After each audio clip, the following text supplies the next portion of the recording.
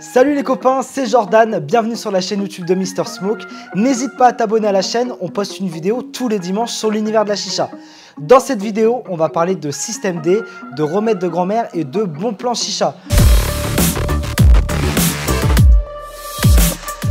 On commence avec un classique, le joint foyer, aussi appelé le joint mode. C'est le petit oubli qui peut te gâcher ta journée. T'as préparé ton sac pour fumer chez ton pote, t'as pris ta plaque, tes charbons, t'as même pensé à prendre un pic à chicha pour te la jouer Cristiano de la chicha. Cristiano. Et t'as oublié ce bout de plastique. Pas de panique, tonton Jojo a une astuce.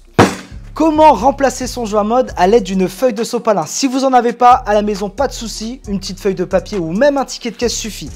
Vous venez déchirer une feuille comme ceci et vous allez faire des petites bandelettes.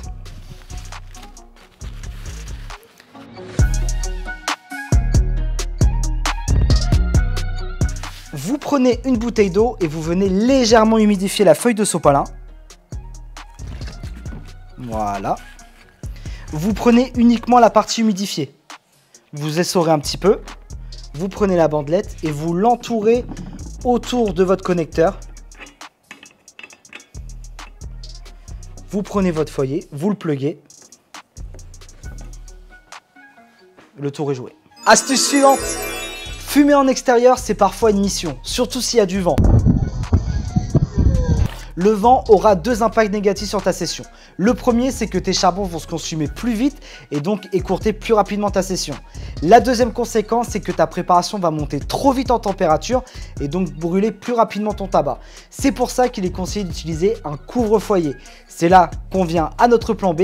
Comment tu fais si tu n'as pas de couvre-foyer et que tu veux fumer tranquillement sur la plage? Soit tu commandes un couvre-foyer sur Mr Smoke, c'est 5 balles et t'es livré en 24 heures, ou tu utilises le système D de tonton Jojo. Comment fabriquer simplement un couvre-foyer? Il vous faudra un rouleau d'aluminium. On va venir prendre une feuille d'environ 30 cm, soit la longueur d'un avant-bras, c'est extrêmement précis. Voilà, on va venir déchirer délicatement. On va commencer par doubler le bas de notre aluminium. Alors pourquoi on va doubler? Tout simplement pour éviter que celui-ci en fait va se déchirer quand on va venir l'appliquer sur le foyer. Ensuite, au-dessus, je vais venir faire des triangles. Pourquoi des triangles? Ça va permettre de créer une ouverture pour qu'on puisse manipuler les charbons et pour éviter que la tête monte trop en température. On peut même refaire une petite doublure en bas. Voilà. Voilà. Je prends ma feuille d'aluminium et je vais venir l'appliquer en bas du foyer en serrant. Voilà. Là, je viens le sceller. Je redresse le chapiteau et voilà, vous voyez, petite ouverture, comme ça on peut bien manipuler les charbons et la tête ne monte pas trop en température. Astuce suivante. Dans la catégorie des charbons, il y a deux familles. Les charbons auto-allumants qui s'allument avec un simple briquet. Ils ont pour inconvénient d'avoir un léger arrière-goût à cause du système d'autocombustion. Et la famille des charbons naturels qui procurent une bien meilleure chauffe sans goût parasite. Par contre, il faut absolument utiliser un allume-charbon électrique ou à gaz pour les allumer. N'essayez même pas avec un briquet, vous y passerez des heures sans y arriver. Si vous avez regardé notre dernière vidéo chicha en urbex, vous savez qu'on est parti en expédition et une fois arrivé à destination, on s'est rendu compte qu'on avait oublié l'allume-charbon au gaz. Alors si vous voulez allumer des charbons naturels sans plaque, il existe un système D. Pour ça, vous avez besoin de charbon auto-allumant. Oui, pour allumer nos charbons naturels, nous allons utiliser des charbons auto-allumants. Alors comment faire? C'est très simple, on va utiliser la règle des 2 pour 1.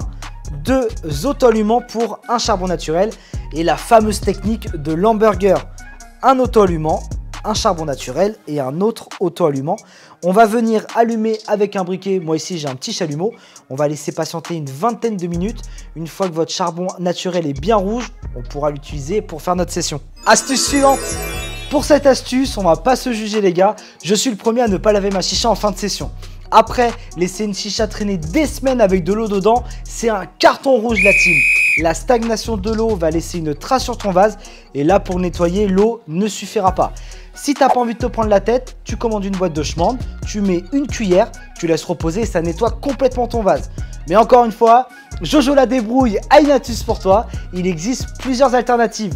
La plus connue, c'est le bicarbonate de soude. C'est naturel et ça nettoie presque tout. Ça s'utilise de la même manière que le schmand. Mélangé à de l'eau chaude, ça fait des miracles. Autre alternative, mais un peu plus coûteuse, réservée au dépannage, tu chopes une pastille de lave-vaisselle de ta daronne. Tu mets un peu d'eau chaude dans ton vase et tu laisses reposer. Si jamais la trace a du mal à partir, tu peux utiliser des grains de riz pour aider à retirer la trace de calcaire en remuant bien l'eau. Astuce suivante.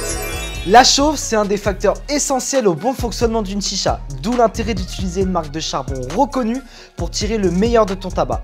Par contre, aucun intérêt de prendre les meilleurs des charbons si c'est pour le stocker dans un endroit humide. La règle numéro 1, c'est d'entreposer tes charbons dans un endroit sec à température ambiante.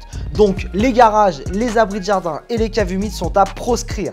La petite astuce de Jordan, c'est d'utiliser des sachets de silica. Tu vas me dire, c'est quoi les sachets de silica? Ça se présente comme ceci, c'est un petit sachet de billes de silice qui ont pour propriété d'absorber l'humidité. Tu peux les retrouver dans les boîtes de produits high-tech ou même parfois dans les boîtes à chaussures. Alors la prochaine fois, au lieu de les jeter, tu les conserves pour les mettre dans ton paquet de charbon. Il va absorber l'humidité ambiante. Par contre, évite de les mettre en contact direct avec les charbons. Tu le laisses au-dessus du sachet plastique. C'était mes 5 astuces pour la chicha. Si toi aussi tu as des remèdes de grand-mère qu'on peut appliquer à l'univers du narguilé, donne-les-moi en commentaire, on en fera une deuxième compilation. Merci d'avoir regardé cette vidéo et de soutenir la chaîne. Si vous n'êtes pas encore abonné, je vous invite à nous rejoindre. C'est le meilleur moyen de soutenir notre travail et d'en apprendre toujours un peu plus sur l'univers de la chicha et de rester au courant des nouveautés. On se dit à dimanche prochain pour une nouvelle vidéo. Hasta fulso!